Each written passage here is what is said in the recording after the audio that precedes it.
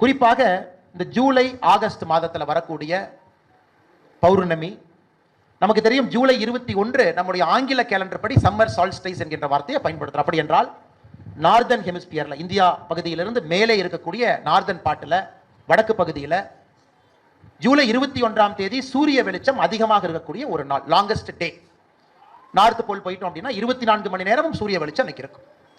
இந்த ஜூலை 21ஆம் தேதி இரவு குறைவாகவும் பகல் அதிகமாகவும் இருக்கக்கூடிய ஒரு நாள், அது இந்தியாவிற்கு ஜூலை 21ஆம் தேதி. அந்த ஜூலை 21ஆம் தேதியை ஒட்டி வரக்கூடிய பௌர்ணமியை நாம் குரு பௌர்ணிமா என்று சொல்லுகின்றோம்.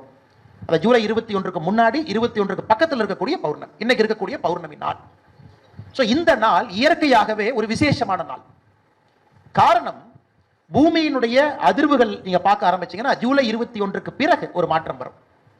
நாம் செய்யக்கூடிய விவசாயங்கள் எல்லாமே ஜூலை 21க்கு பிறகு வேறு விதமான விவசாயங்கள் செய்யும். அது வரைக்கும் ஒரு விவசாயம் நடக்கும், ஜூலை 21க்கு பின்னாடி நடக்கும்.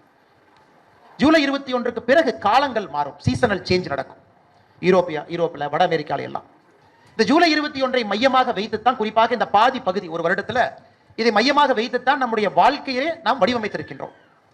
அப்படி இருக்கும் பொழுது இந்த பௌர்ணமி, வரக்கூடிய பௌர்ணமியில நம்முடைய குருவை சந்தித்து சூரிய வெளிச்சம் அதிகமாக இருக்கக்கூடிய அந்த நேரத்தில் அவருடைய அருளாசியை பெறும் பொழுது, நமக்கு குருவனுடைய அருளாசி கிடைக்கும் பொழுது இன்னும் நல்ல மனிதர்களாக நம்முடைய ஆன்மீகத்தை விரிவாக பார்க்கக்கூடிய ஒரு மன பக்குவம் நமக்கு கிடைக்கிறது.